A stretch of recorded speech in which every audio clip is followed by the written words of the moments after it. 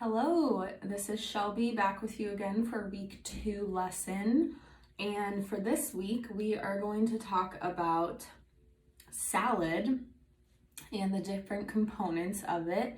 And then we are going to do a salad investigation and then talk about parts of the plant. So to get started, I'm just going to give you a little bit of some background information. So plants are the most important source of food in the world, and especially if you're from Iowa, you probably know that.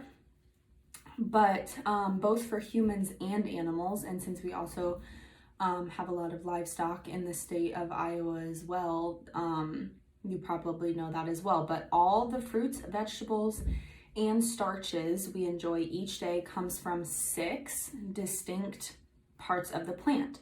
So there are roots, stems, leaves, flowers, seeds, and fruits.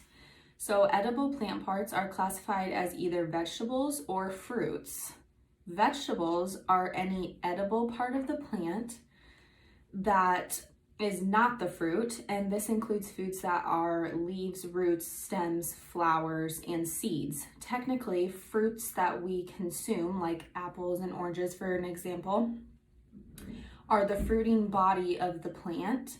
Believe it or not, ketchup is a fruit product because it is derived from the fruit of a tomato plant. So, to get started, we're going to investigate a salad and the components of that, like I said. So if you have salad ingredients at home, I encourage you to get those out and to make one and follow along with me. But if you don't, then I just want you to imagine what a salad looks like and what different ingredients are that you might put on your salad, and write those ingredients down. And then we are going to take out our salad investigation report. Looks like this. And on that, I just want you to point out each individual salad component. So in front of me, I have a salad that I created, and there are a couple of different parts to it. So I'm going to write down each individual thing that's in my salad and write it under the salad component column. So why don't you go ahead and do that and write those down, and pause this video and write those down, and then come back when you're ready. All right, so now that you have your salad components written down, next you're going to write down if you think that those are a fruit or a vegetable. So looking at our parts of the plant sheet, looks like this. It's pretty self-explanatory. So it shows all of the 6 parts of the plant, and it gives you what they do. So for an example, the first one would be leaves. So that says site of photosynthesis. If nobody knows what photosynthesis is, that is what a plant uses as their source of eating. That is the process that it's called. Next, the leaves absorb sunlight to produce energy, and it's also the site of majority of transpiration. Next, we have the flower. So those functions include reproduction, contain male and or female parts, can be bright and fragrant to attract pollinators. So examples of pollinators might include butterflies, bees, and such things like that. And that is how they get their food. So next is the stem. So the functions of that include, that is where the plant gets their water. It goes up the stem, and nutrients and sugar transportation throughout the plant. And it also supports the buds and the leaves. So it acts as a structure for the fruit or whatever that comes off of it so that they don't fall over. So next we do have the fruit that comes off of the plant. So protects the seeds. So the seeds are inside of the fruit, and believe it or not, that is how we distinct between a fruit and a vegetable. And then it also helps in dispersal. So when things fall off of a bush or a tree, there are seeds in it, in the fruit. And so say, you know, when you have an apple tree and an apple falls to the ground, and sometimes you can pick them off the tree, but sometimes they fall on the ground and you pick them up that way as well.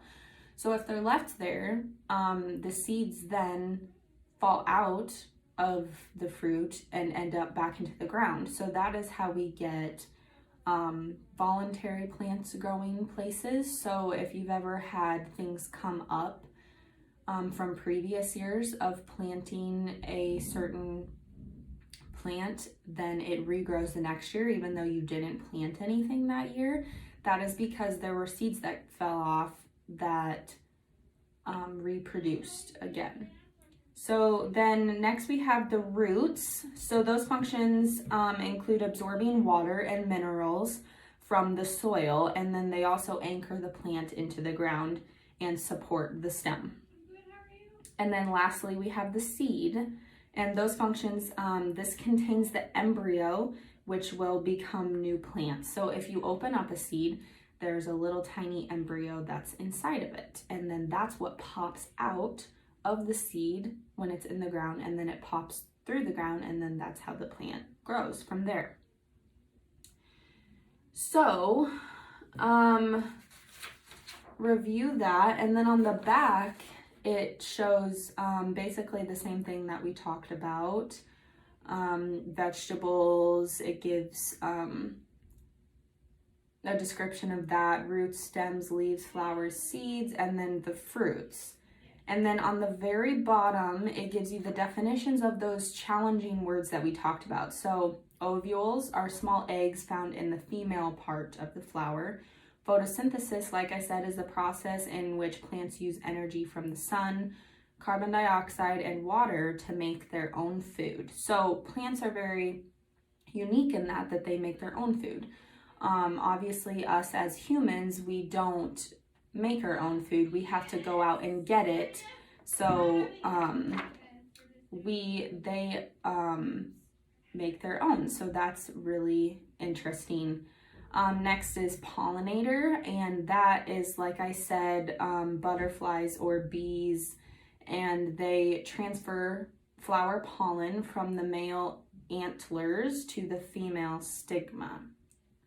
And then we have transpiration, which is what I talked about, one of the leaves functions, and that's water evaporation from the leaves. Just a fancy word for that.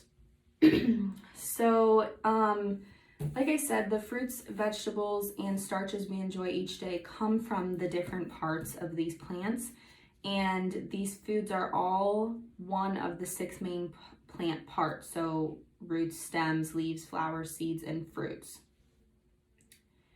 So,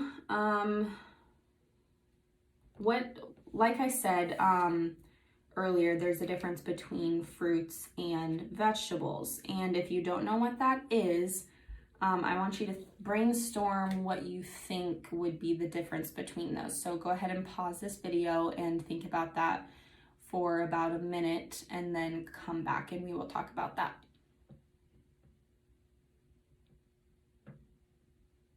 Okay, so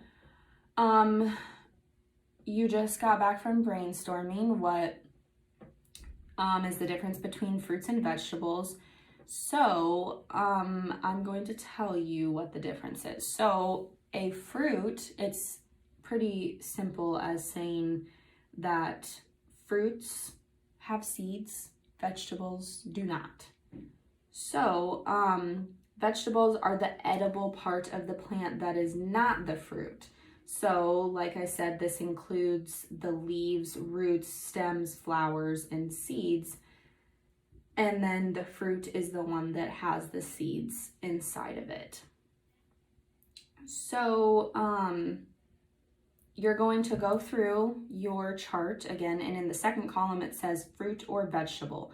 So I want you to think about the different components of your salad once again, and think about if you think, like for instance, I have carrots here.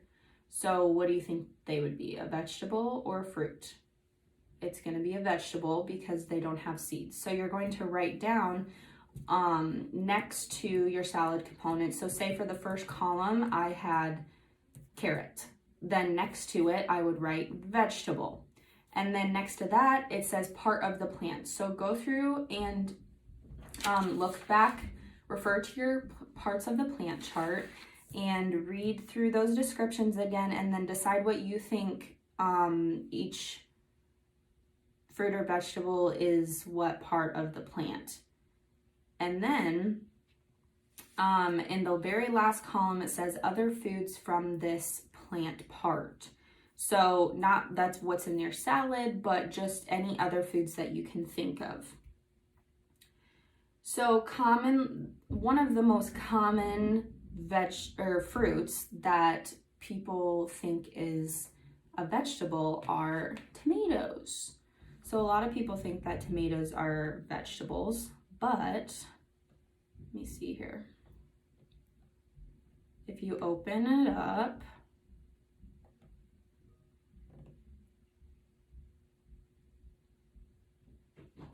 there are a bunch of seeds in it.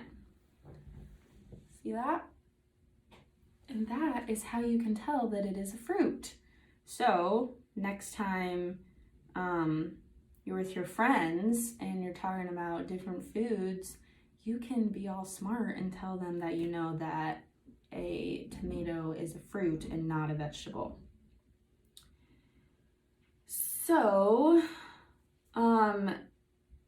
next week, or when we do our Google Meet, we're going to discuss these things, and we're going to go through the chart together, and I want each of you to tell me kind of what you put in your salad, and we'll go over the chart together. And so that is what I have for you today. And now if you have your salad and you enjoy eating salad, you can add any dressing that you would like to the salad and go ahead and eat it. I brought with me Italian dressing because that is my favorite salad dressing. But if you do not like salad or dressing, that is okay. You do not have to eat it. But I will see you on our Google Hangout next week, and make sure that you do this lesson. Thanks for watching.